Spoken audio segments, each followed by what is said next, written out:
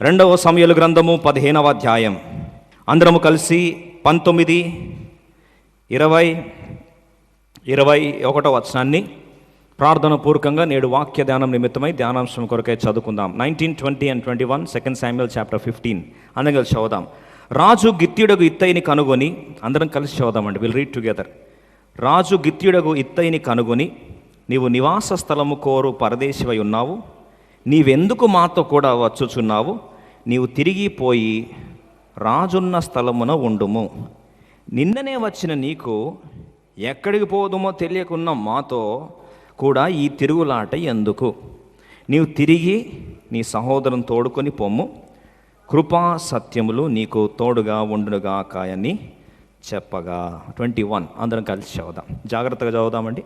ఇత్తయి, నేను చచ్చినను బ్రతికినను యెహోవా జీవము తోడు, నా ఏళ్ళ వాడవును రాజునగు నీ జీవము తోడు. ఏ స్థలమందు నా ఏళ్ళ వాడవు రాజుగు నీ ఉందువో ఆ స్థలమందే నీ దాసునైన నేనుందునని రాజుతో మనవి చేశాను. ఒక అద్భుతమైన స్నేహితుడు, అన్య కుటుంబంలో నుండి, అన్య దేశం నుండి, శత్రువు రాజ్యంలో నుండి తన ప్రాణాన్ని కాపాడే మిత్రుడు దావీదు ఒకవేళ వెనుకలు తిరిగి చూస్తే తన హృదయానికి తాకిన ప్రముఖుల్లో ప్రథముడుగా ఉండే ఈ ఇత్తయి తన జీవితాన్ని క్లుప్తంగా కొన్ని నిమిషాలు మనం ధ్యానించుకుందాం. గంభీరమైన ఆత్మీయ సత్యాలు పరిగెరుకుందాం. ఒకవేళ యోసేపు జీవితాన్ని, ఒకవేళ దావీదు జీవితాన్ని మనము క్రోడీకరించి తన జీవితాన్ని కానీ మనం ఒక్కసారి కొన్ని ప్రాంతాలు పరిగెరుకుంటే, దావీదు పటిమ పొందిన ప్రాంతాలలో తన రాజభవనము మొదటి స్థానం అనుకుంటే పొరపాటు.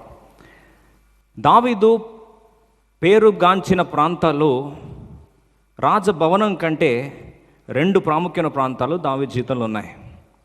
వాటిలో మొదటిది దేవుని మందిరం అయితే, రెండవది యుద్ధభూమి. యుద్ధభూమి అంటే దావీదుకి వల్ల మాలిన ప్రేమ. యుద్ధాలంటే దావీదుకి ఇష్టం. యుద్ధాల కొరకు పుట్టాడు, యుద్ధాలు చేస్తే బ్రతికాడు, యుద్ధాల వీరుడుగా, యుద్ధ శూరుడుగా ప్రజలందరూ మన్నలు పొందిన వీరుడే దావీదు. అయితే దావీదు జీవితంలో యుద్ధ భూమిలో తన కొరకు నిలబడ్డ ధీరోదాప్తమైన యుద్ధ శూరులు చాలామంది ఉన్నప్పటికీ ప్రముఖులు మాత్రము 3గా మిగిలారు. ఒకసారి మనం ఆలోచిస్తే ఈ 3 జాబితాల్లో దావీదు యొక్క సహోదరి, తన పేరు జెరుయా, తన కుమారులు 2 ఉన్నారు. ఇద్దరు వ్యక్తుల్లో ఒక వ్యక్తి పేరు యోవాబు, రెండవవాడి పేరు అభిషై. వీరిద్దరి స్థాయిలో తన సొంత బంధువులు వారు, అంటే అల్లుళ్ళు. దావీదు యొక్క అల్లుళ్ళు యుద్ధశూరులుగా తీసుకొచ్చి కమాండర్ ఇన్ చీఫ్ స్థాయిలో కూర్చోబెడితే, వాళ్ళిద్దరికీ సమతుల్యంగా చరిత్రలో కని విని ఎరుగని రీతిలో ఇశ్రాయేలుకు అతీతుడైన వాడు, అంటే యూదుడు కానివాడు, యూదయేతరుడు, ఇశ్రాయేలుకు శత్రువుగా ఉండాల్సిన వాడు, ఒక వాస్తవంగా చెప్పాలంటే ఫిలిష్తీయుడైన వాడు ఈ ఇత్తయి అనే ఈ వ్యక్తి. రండి ఒకసారి చూస్తాం. 2వ సమూయేలు గ్రంథము 2 Samuel chapter 18 18వ అధ్యాయం 2వ వచనానికి వస్తాం. అర్థమైపోతుంది. ఒక సామాన్యమైన స్థాయిలో నుండి అసమానమైన స్థాయిగా హెచ్చించబడి ఒక అన్యుడు ఈరోజు ధన్యుడై, ఒక ఫిలిష్తీయుడు ఒక ఇశ్రాయేలీయుడికి కాపరై, ఆ ఇశ్రాయేలుకి ప్రాణరక్షకుడై, యుద్ధశూరుడై, తన చరిత్రలో సమూలమైన విశ్వాస వీరుడుగా ఎలా హెచ్చించబడ్డాడో 2 సమూయేలు 18 2వ వచనం కలిసి చదువుకుందాం. అందరం కలిసి చదువుకుందాం. జనులను 3 భాగములుగా చేసి యోవాబు చేతి క్రింద ఒక భాగమును, సెరూయా కుమారుడు అభిషై అను యోవాబు సహోదరుని చేతి క్రింద ఒక భాగమును, గిత్యుడైన ఇత్తయి చేతి క్రింద ఒక భాగమును ఉంచెను. చాలండి. యుద్ధానికి వెళ్తూ ఉన్నాడు దావీదు. తన చీకటి గడియల్లో ఉన్నాడు. ఆలోచిస్తే దావీదు యుద్ధానికి వెళ్తున్నాడు. తన సొంత కుమారుడే మ్యూటినీ చేశాడు. సివిల్ వార్ బ్రేక్ అయింది. ఇప్పుడు తన కుమారుడి మీద యుద్ధం కొరకు వెళ్ళాలని చూస్తే సైన్యమంతా అబ్షలోం వైపు వెళ్ళిపోయింది. దావీదు ఒంటరివాడైపోయాడు. తన ప్రాణభిక్ష కొరకు పరిగెత్తుకొని పారిపోవాల్సిన పరిస్థితి వచ్చింది. చివరికి అలాంటి పరిస్థితుల్లో తను ఒకప్పుడు వెళ్ళిన ప్రాంతమే గాతు ప్రాంతము. ఆ గాతు ప్రాంతానికి ఎందుకు వెళ్ళాడు ఆలోచిస్తే, అరణ్యం దాటుకున్న తర్వాత మిగిలిన ప్రాంతమే గాతు ప్రాంతము. తన ప్రాణ భిక్ష పెట్టాలంటే, తన జీవితం కాపాడబడాలంటే గాతు ప్రాంతానికి మాటి మాటికి ఈ దావీదు వెళ్ళి శరణు చూస్తూ ఉండేవాడు. వాస్తవంగా చూస్తే గాతు ప్రాంతం ఏది? ఫిలిస్తీన్ల దేశము. 5 ప్రముఖమైన ప్రాంతాలను గుర్తిస్తే 5 ప్రముఖమైన ప్రాంతాల్లో ఒక ప్రాంతం పేరే గాతు. ఈ గాతు నుండి ఎవరు వచ్చారు అంటే గొల్యాతు వచ్చాడు. గొల్యాతు ఎవరు మనందరికీ తెలుసు, యుద్ధ శూరుడు, ఆజాను బాహుడు. ఈ ఆజానుబాహుడైన యొక్క గొలియాతు వచ్చిన ప్రాంతమే గాతు. అయితే ఈ గాతు ప్రాంతానికి వెళ్ళి ఒకప్పుడు సౌలుకు భయపడిన ఈ యొక్క దావీదు ఒకప్పుడు గొలియాతుని గెలిచిన వాడే.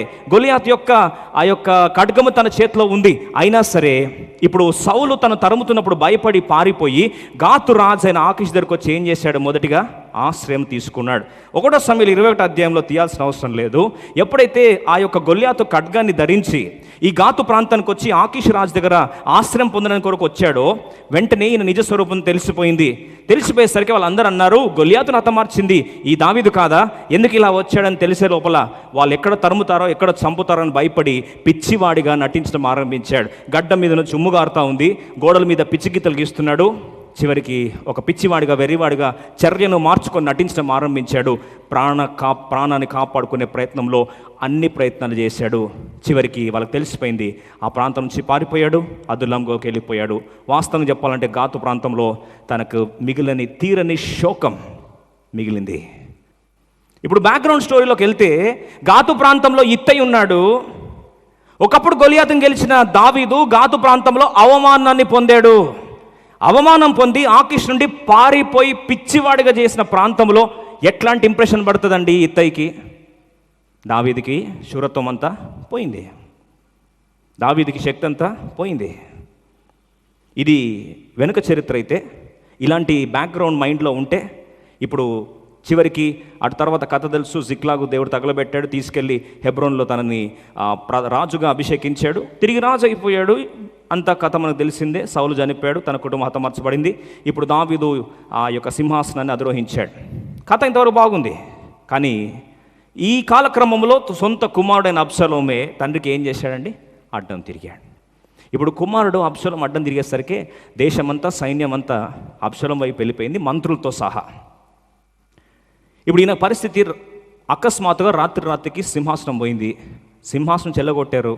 ప్రాణభిక్ష కొరకు పరిగెడుతున్నాడు అరణ్యంలో. ఇప్పుడు గమనించండి, ఏ ప్రాంతంలో అవమానం పొందాడు ఒకప్పుడు, తిరిగి అదే ప్రాంతానికి వెళ్తే ఎవరైనా ఓడిపోవచ్చు. దావీదు కూడా ఓడిపోయాడేమో బహుశా, కానీ దావీదు దగ్గర నిజమైన అభిషేకం ఉంది. ఎవరైనా అవమానపడవచ్చు, దావీదు కూడా అవమానపడి ఉండొచ్చు గాక, కానీ దావీదు దగ్గర అభిషేకం ఉంది, దేవుని యొక్క రజసం ఉంది. ఏం జరిగిండొచ్చు బహుశా? 2 Samuel chapter 15 verse 18 and 19 we'll read all together. 18, 19 కలిసి చదువుకుందాం. అతని సేవకులందరూ అతని ఇరుపార్శ్వములో నడిచిరి. కెరేతీయులందరూ పెలేతీయులందరూ గాతు నుండి వచ్చిన 600 మంది గిత్తీలను రాజునకు ముందుగా నడుచుచుండిరి. రాజు గిత్తీయుడగు ఇత్తయిని కనుగొని, నీవు నివాస స్థలము కోరు పరదేశివై ఉన్నావు, నీవెందుకు మాతో కూడా వచ్చుచున్నావు? నీవు తిరిగిపోయి రాజున్న స్థలమున ఉండుము. నిన్ననే వచ్చిన నీకు ఎక్కడికి పోదుమో తెలియకున్నా మాతో కూడా ఈ తిరుగులాట ఎందుకు? నీవు తిరిగి నీ సహోదరులు తోడుకొని పొమ్ము, కృపా సత్యములు నీకు తోడుగా ఉండునుగా కానీ చెప్పగా. చాలండి. ఈ వ్యక్తి విశ్వాస వీరుడు అని చెప్పకముందు ఒక సామాన్యమైన శత్రు ప్రాంతంలో నుండి అన్యుడిగా ఉన్న ఈ వ్యక్తిని సమోన్నతంగా దేవుడు యుద్ధశూరుడుగా హెచ్చించి దావీదు నమ్మిన 3 స్థానంలో తన బంధువుల కంటే సమాన స్థాయిలో తీసుకొచ్చి ఈ ఇత్తయిని పెట్టడానికి ఇత్తయి చేసిన తొలి కార్యం ఏం తెలుసా అండి? దావీదు దగ్గరికి వచ్చి అన్నాడు, అయ్యా రాజైన దావీదా, నాతో పాటు 600 మంది ఉన్నారు, మేమందరం కూడా నీతో పాటు వస్తామయ్యా, నీ యుద్ధాలు చేస్తామయ్యా, నీ ప్రాణానికి నా ప్రాణం అడ్డు పెడతా, నిన్ను కాపాడే బాధ్యత నాది. ఈ మాట చెప్తే దావీదు ఎందుకు నమ్మాలండి? నమ్మడానికి ఆయన ఏమన్నా ఇశ్రాయేలుడా? కాదు. ఎవరైనా ఫిలిస్తీయుడు. ఫిలిస్తీన్లకి ఇశ్రాయేల్కి అస్సలు పడదు. ఆలోచించండి, శత్రు ప్రాంతంలో నుండి ఒక వ్యక్తి ముందుకు వచ్చి 2 సార్లు అవమానపడ్డ గాతు ప్రాంతం నుండి వచ్చి అంటాడు, అయ్యా నీ మీద నాకు నమ్మకం ఉంది, నీ వెంట నేను వస్తానయ్యా, I want to come with you. దావీదు రమ్మని అడగలే, దాను నాతో పాటు అని చెప్పి అడగలేదు. అడగకున్నా సరే అడుగులేస్తూ ముందుకొచ్చాడు ఇత్తయి ముందుకొచ్చి అంటున్నాడు, అయ్యా రాజు, నేను నీతో పాటు వస్తానయ్యా, నీ ప్రాణానికి నా ప్రాణం అడ్డు పెడతా, నీ యుద్ధాలు మేము చేస్తాం అనేసరికి బాగా గమనించి ప్రియ సోదరి సోదరుడా, దేవుడు నేను ఆత్మీయంగా ఉన్నత స్థాయికి తీసుకుపోవాలని అందరికీ ఆశ ఉంది, తప్పులేదు, ఆశ పడాలి. ఆశగల ప్రాణాన్ని దేవుడు ఏం చేస్తాడు? తృప్తిపరుస్తాడు. కానీ విశ్వాసపు యాత్రలో ఉన్నత స్థాయికి పోకముందు ఒక విశ్వాస వీరునికి దేవుడు పెట్టే పరీక్ష ఏం తెలుసా? నిజంగా దేవుడు ఎప్పుడైనా భారం పెడితే నేను చెయ్యాలని పరితపించి వచ్చావా? ఖచ్చితంగా దేవుడు నీకు జీతాన్ని ఇస్తాడు. ఈరోజు నిజంగా దేవుడు ఎవరికి జీతం ఇస్తాడు? 3 మాటలు జ్ఞాపకం చేస్తాను. నువ్వు సేవించే విధానంలో ఇష్టపూర్వకంగా సేవించు. కొలస్సీ 3:23. అందుకో ప్రభు అన్నాడు, మీరు ఏం చేసినా సరే, ఎలా చేసినా సరే, మనుషుల బట్టిని కాకుండా, మనుషుల బట్టి సంతోషపెట్టి వారైనట్టు కనబడకుండా మీరు ప్రభువునకు భయపడచ్చు. అందుకొరకే ఎప్పుడైతే ప్రభువునకు భయపడి మీరు చేస్తారో, 23వ వచనం చూస్తాం. కొలస్సీ 3:23. కొలస్సియన్స్ 3:23. ప్రభు వలన స్వాస్థ్యం ప్రతిఫలం పొందుదామని ఎదుగుదు కనుక మీరు ఏమి చేసినా సరే సంతోషంగా ప్రభు కొరకు, ప్రభు నిమిత్తమని మనస్ఫూర్తిగా, హార్టీలీ సంతోషంగా ఎప్పుడైతే చేస్తావో దానికి జీతం ఎవరిస్తారు? దేవుడు ఇస్తాడు. మీరు ఎలా చేస్తున్నావు? ప్రార్థన ఎలా చేస్తున్నావు? వాక్యం ఎలా చదువుతున్నావు? మందిరంకి ఎలా వస్తున్నావు? పరిచర్య ఎలా చేస్తున్నావు? నీ డ్యూటీ ఎలా చేస్తున్నావు? సంతోషంగా చేస్తున్నావా? దేవుడు నీకు జీతం ఇస్తాడు. రెండవది, ఎలా సమర్పించుకుంటున్నావు? How are you giving to the Lord? 2 కొరింథీ 9వ అధ్యాయం 6-7 వచనాలు చదువుతాం. 2 Corinthians chapter 9 verse 6-7. 6-7 వచనాలు కలిసి చదువుతాం. 2 కొరింథీ 9వ అధ్యాయం 6-7 వచనాలు. కొంచెముగా విత్తువాడు కొంచెముగా పంట కోయును, సమృద్ధిగా విత్తువాడు సమృద్ధిగా పంట కోయును అని మీ విషయమై చెప్పవచ్చును. 7వ వచనం, సనుగు కొనకయు బలవంతముగా కాకయు ప్రతివాడును తన హృదయంలో నిశ్చయించుకున్న ప్రకారము ఇయ్యవలను, దేవుడు ఉత్సాహముగా ఇచ్చువానిని ప్రేమించు. సంతోషంగా, హృదయపూర్వకంగా. గాడ్ లవ్స్ ఎ cheerful గివర్.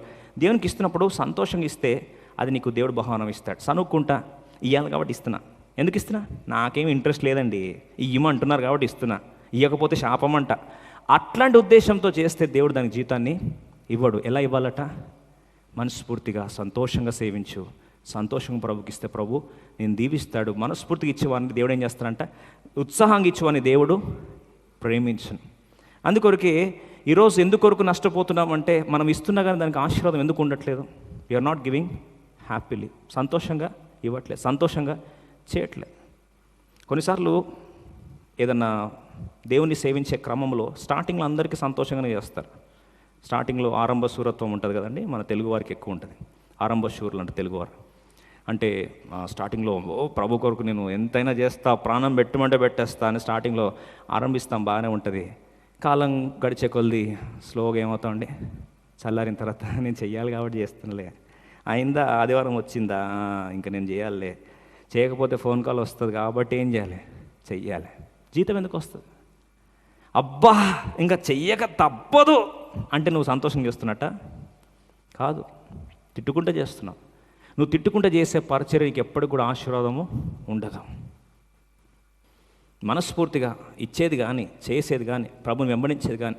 అందుకని ప్రభు ఎప్పుడు కూడా బలవంతంగా వెంబడి చేయమని చెప్పాడు. శిష్యులందరూ విడిచి వెళ్ళిపోయారండి. వాస్తవంగా చూస్తే శిష్యులందరూ ఆయన విడిచి వెళ్ళిపోయారు. వేల మంది జన సమూహం ప్రభుని వెంటాడుతున్న వారు ఒక్కొక్కరు రాలిపోయారు. లాస్ట్కి మిగిలింది 70 మంది. ఆ 70 మంది కూడా వెళ్ళిపోయారు.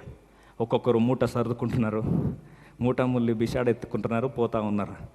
ఇప్పుడు చివరికి యేసు ప్రభు 12 మందికి అనిపిస్తూ ఉన్నారు. కాబట్టి యేసు మీరు కూడా వెళ్ళిపోవాలని ఉన్నారా అని 12 మందిని అడుగగా, ప్రభు అంటున్నారు మీరు కూడా వెళ్ళిపోవాలనుకుంటున్నారా? You want to go away? ఇప్పుడు శిష్యులు అంటున్నారు అబ్బా ఎప్పుడు అడుగుతాను, వెయిట్ చేస్తున్నాం అనలేదండి. ఇప్పుడు శిష్యుడు పేతురు ఏమంటున్నాడండి? 68 అందం కలిసి చదువుదాం. సీమోను పేతురు, ప్రభువా ఎవని యొద్దకు వెళుదుము, నీవే నిత్య జీవ మాటలు కలవాడ. ప్రభా వెళ్ళిపోమంటున్నావు, వెళ్తావా అని అంటున్నావు, ఎవరి దగ్గర పోవాలి ప్రభా? అది కూడా చెప్పు నువ్వే. నిన్ను వదిలేసి ఎక్కడ పోవాలి Prabha? Where can we go? నిన్ను వదిలేసి మేము ఎక్కడికి వెళ్ళగలం? ఇలా ఇష్టపూర్వకంగా సేవించిన 12 మందిని బాగా గమనించండి. ప్రపంచ చరిత్రను మార్చే అద్భుతమైన అభిషేకించబడిన అపోస్తలుగా దేవుడు ఏం చేశాడు? ఆశీర్వదించాడు. Where is your willingness today? ఈ కాలక్రమంలో నువ్వు నిజంగా నీలో వచ్చింది యథార్థమైన తీర్మానమా లేదా దొంగ తీర్మానమా? దేవుడు పరీక్షించడానికి నువ్వు నిజంగా విశ్వాస వీరుడువా లేదా కేవలం ఒక నకిలీ విశ్వాసివా తెలుసుకోవడానికి దేవుడు పెట్టే మొదటి పరీక్ష. ఈరోజు బహుశా పెడుతున్నాడేమో దేవుడు. రండి మొదటి పరీక్ష చూసుకుందాం. 2వ సమూయేలు గ్రంథం 15వ అధ్యాయం 20వ వచనం. నిన్ననే వచ్చిన నీకు, అందరం గట్టి చదువుదామండి. ఇప్పుడు రాజు దావీదు అంటున్నాడు, అయ్యా నేను రావాలా అని, నేను వస్తానయ్యా అని 600 మందిని పట్టుకొని బయలుదేరితే, ఇప్పుడు దావీదు ఆ యొక్క ఇత్తయితో అంటున్నాడు 20 అందరం కలిసి, నిన్ననే వచ్చిన నీకు ఎక్కడికి పోదామో తెలియకున్నా మాతో కూడా ఈ తిరుగులాట ఎందుకు? నీవు తిరిగి నీ సహోదరులను తోడుకొని పొమ్ము, కృపా సత్యములు నీకు తోడుగా ఉండునని గాక అని చెప్పగా. 19వ వచనం చదువుదామండి. 19th వర్స్ కలిసి చదువుదాం. 19th verse. రాజు గిత్తీయుడు ఇత్తయిని కనుగొని, నీవు నివాస స్థలము కోరు పరదేశివై ఉన్నావు, నీవెందుకు మాతో కూడా వచ్చుచున్నావు? నీవు తిరిగిపోయి రాజన్న స్థలములో ఉండుము. నిన్ననే వచ్చిన నీకు ఎక్కడికి పోదామో తెలియకుండా మాతో కూడా ఈ తిరుగులాట ఎందుకు? నీవు తిరిగి నీ సహోదరులు తోడుకొని పొమ్ము, కృపా సత్యం నీకు తోడుగా ఉండును గాక అని చెప్పగా. చాలు. దేవుడు పెట్టే పరీక్ష ఎంత విడ్డూరంగా ఉంది కదండి.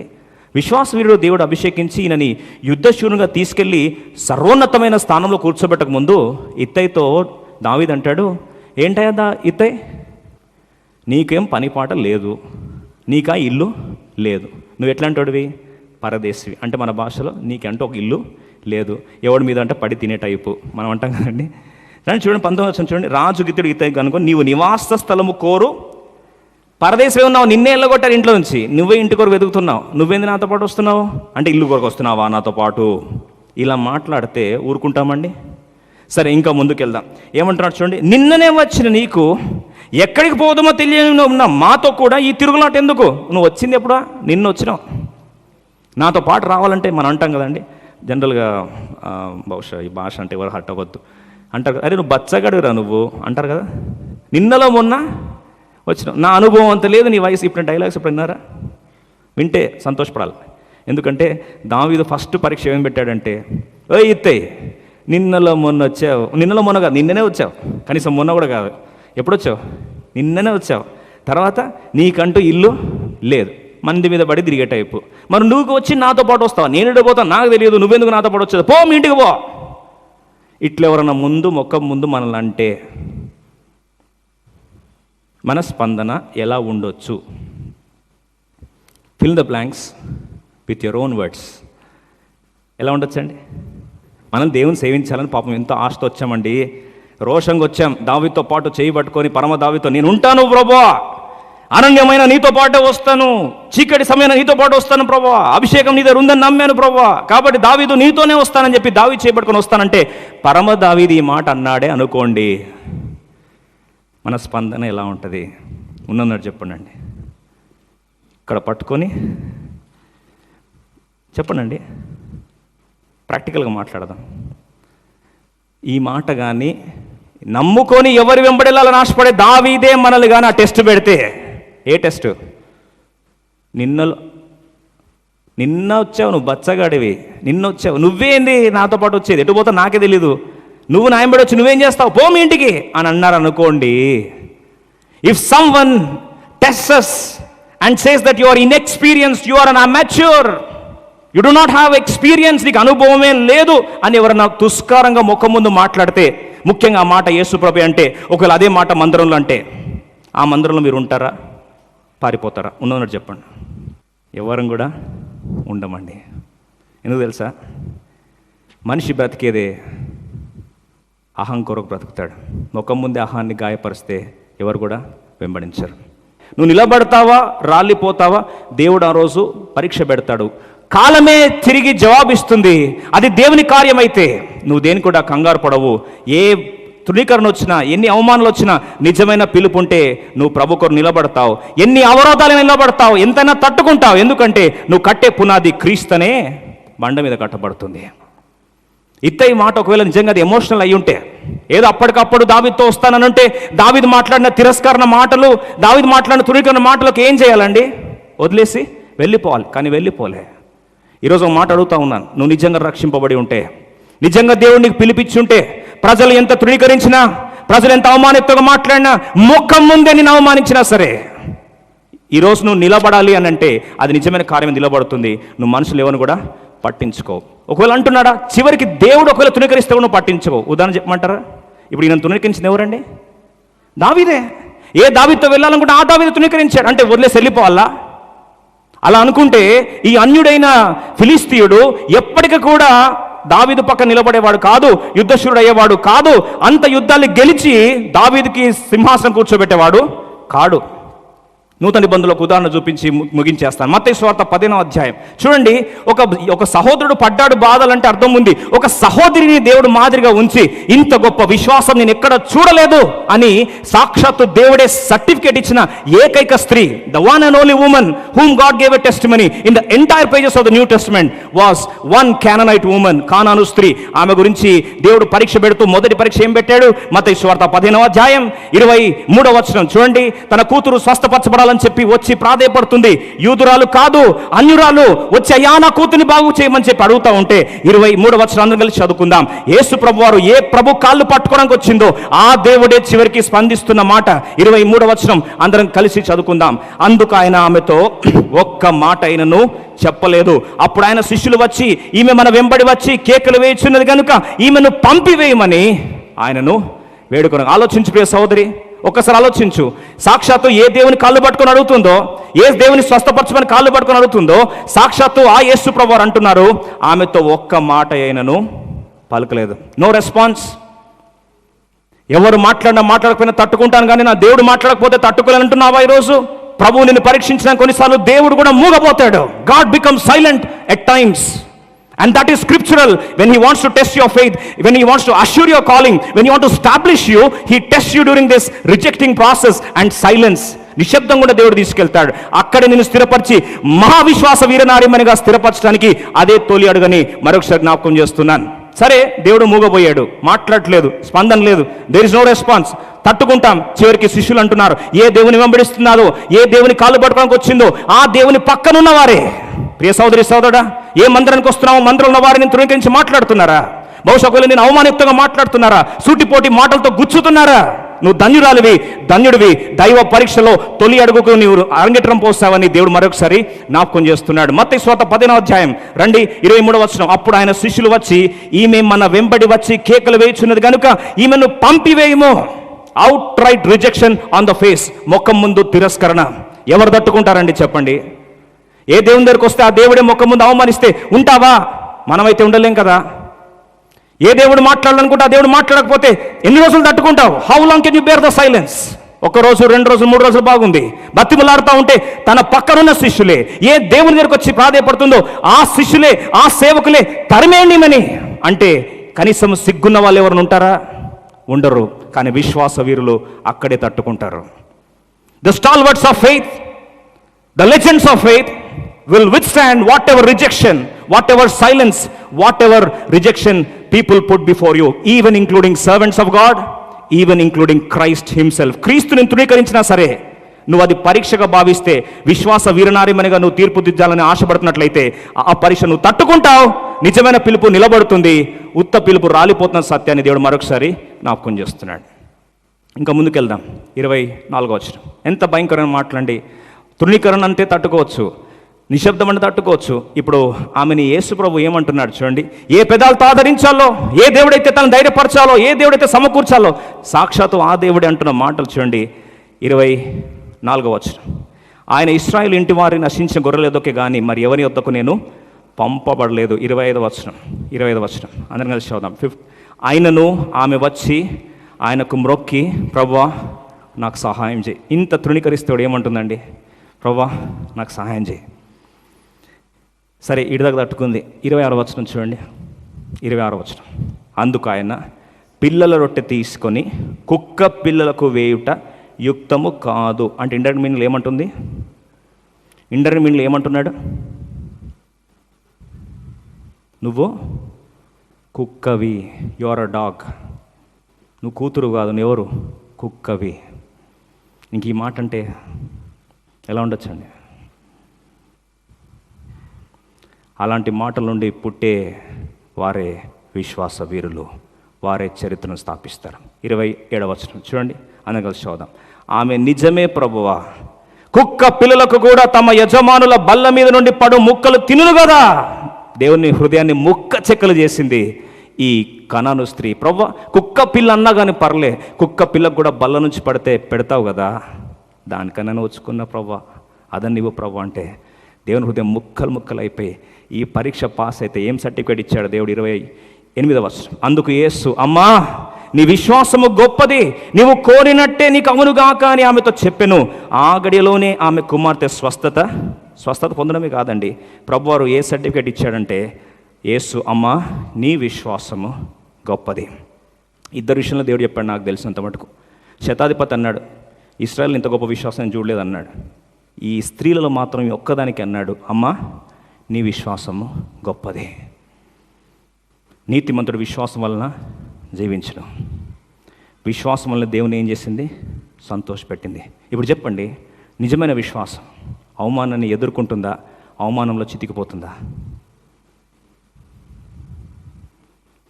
ఈ వర్తమానం అర్థమైతే విశ్వాస వీరులు పుడతారు, వారిని దేవుడు బలమైన స్థాయిలో వాడుకుంటాడు. If really you are called, if there is a real seed of faith in you, it will withstand any rejection, even if it is a square rejection on the face. మొక్క ముందు మాట్లాడితే కూడా తట్టుకొని, నీకు అనుభవం లేదంటే కూడా తట్టుకొని, నువ్వు చిన్న పిల్లోడివి, చిన్న పిల్లవు, నీకేం తెలుసు అని మాట్లాడితే కూడా తట్టుకొని నిలబడేదే నిజమైన విశ్వాసం, అదే నిజమైన పిలుపు. ఇత్తయి కానీ తృణీకరణ ఆ మొక్కను చెప్పినప్పుడు, నేనేందొచ్చేది, నా అనుభవం ఏంటో తెలుసా నీకు, 600 మంది నాకు సైన్యం ఉంది, దావీదు నన్నంటావా ఈ మాట అని చెప్పి వెనక వెళ్ళిపోతే ఇత్తయి పేరు బైబిల్లో రాసేవారే కాదు. ఈరోజు ఈ మాట చెప్పగలవా? ఏది అవమానమైన, ఏ ఇబ్బందులైనా, ఏ తృణీకరణైనా, ప్రజలు ఎంత తుస్కారంగా మాట్లాడినా, దేవుని మందిరానికి వస్తే ప్రజలను చిన్న చూపు చూసినా సరే ఈ ప్రభు నేను విడిచిపెట్టనని ఈరోజు అట్లాంటి తీర్మానం చేయాలని నీకు ఆశ ఉందా? రండి అందరం కలిసి 21వ వచనం చదువుకుందాం. ఇత్తయి, నేను చచ్చినను బ్రతికినను యెహోవా జీవంతోడు నా ఏలినవాడవు రాజువు నీ జీవంతోడు, ఏ స్థలమందు నా ఏలినవాడవు రాజునకు నీ ఉందువో ఆ స్థలమందే నీ దాసుడైన నేను కూడా ఉందునని రాజుతో మనవి చేస్తాను. తను పెట్టిన టెస్ట్ ఒకటే అండి, ఎక్కడ వెళ్తావో నువ్వు అక్కడ వెళ్తాను ప్రభు అంటే. ఎలా తెలిసిందండి ఆ సీక్రెట్? ఎలా తెలిసింది? ఎలా తెలుసు ఆయనకి? ఒకటే మాట, దాని ముందు దావీదే టెస్ట్ పెడుతూ ఒక సీక్రెట్ ఇచ్చాడు. ఏంటండి ఆ సీక్రెట్? అందరం కలిసి 20వ వచనం ఆఖరి భాగం చదువుదాం. నీవు తిరిగి నీ సహోదరులను తోడుకొని పొమ్ము, కృపా సత్యములు నీకు తోడుగా ఉండును గాక. ఒక చిన్న క్లూ ఇచ్చాడు, ఏంటంటే నువ్వు వెళ్ళిపో అని చెప్పి నీకు కృపా సత్యం తోడుగా ఉంటాయి. ఈయన అంటాడు, కృపా సత్యం తోడు కాదు, కృపా సత్యం నువ్వే, నీ దగ్గరనే కృపా సత్యం ఉంది, నేను వదిలి నేను పోను. What a beautiful revolution he has. కృప ఎక్కడుందో సత్యం ఎక్కడుందో రెండు సమ్మిళితమైంది. దావీదు నీ దగ్గరనే, నిన్ను వదిలేసి ఎట్లా పోవాలి నేను? నువ్వెక్కడికి వెళ్తే అక్కడికి వస్తా, మరణం కానీ జీవం కానీ నీతోనే ఉంటా, ఎక్కడికైనా తెగిస్తా. ఆ మాట అన్నాడు ఇత్తయి. ఆ మాట అనేసరికి చూడండి, తృణీకరించిన దావీదు ఏం చేశాడు చూడండి, 22వ వచనం. అందుకు దావీదు, అలాగైతే, అందరం కలిసి చదువుదాం 22. అందుకు దావీదు, అలాగైతే నీవు రావచ్చునని ఇత్తయితో సెలవిచ్చాను గనుక గిత్తెడు గిత్తయిను అతని వారందరూ అతని కుటుంబీకులందరూ సాగిపోయారు. ఇప్పుడు ఎందుకు దావీదు తృణీకరించినట్లు పెట్టాడు? ఇత్తయి రావద్దేనా? కాదు, ఇత్తయి రావాలనే. కానీ రాకముందు పరీక్ష నెగ్గి సర్టిఫికేట్తో పాటు ఎంత తృణీకరణైనా తట్టుకుంటాడు, ఎంతటి నిశ్శబ్దాన్నైనా తట్టుకుంటాడు, ఎంతటి అవమానాన్ని తట్టుకుంటాడు, ఎన్ని సూటిపోటు మాటలను తట్టుకుంటాడు. యథార్థమైన పిలుపు ఈ ఇత్తయిలో ఉంది అని ధృవీకరించడానికి దావీదు ఏం చేశాడండి? ముఖం ముందే, నువ్వు నిన్ను మొన్న వచ్చావు, నువ్వేం చేస్తావు? ఏమన్నాను? కృపాసత్య నిధులు ఉన్నాయి, నీతో పాటు వస్తాను. తృణీకరంగా మాట్లాడుతున్నారా? బహుశా ఒకవేళ నిన్ను అనకూడని మాట్లాడుతున్నారా? సంతోషపడు, దేవుని నేర్పరచుకున్నాడు, ఆయన గమ్యస్థానం వైపు నిన్ను తీసుకెళ్తాడు. Look an to God, carry the hand of the heavenly David. Ultimately God will use you as a mighty weapon. అద్భుతమైన శూరుడుగా, అబ్షలోముకు వ్యతిరేకంగా యుద్ధ శూరుల్లో 3 స్థానంలో చివరికి అభిషై యోవాబుల స్థాయిలోకి వచ్చాడు.